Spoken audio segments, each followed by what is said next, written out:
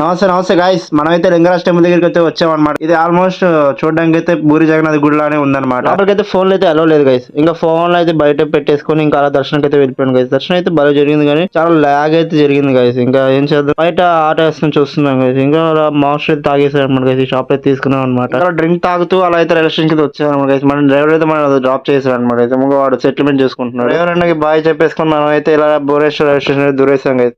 Bhubaneswar railway station అని ఎంత బాగుందో నాకైతే.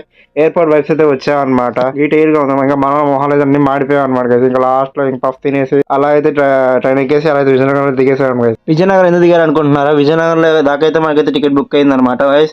అక్కడ నుంచి మనం అయితే ఇంకా అలా కాంప్లెక్స్ అయితే వెళ్తున్నాం అనమాట.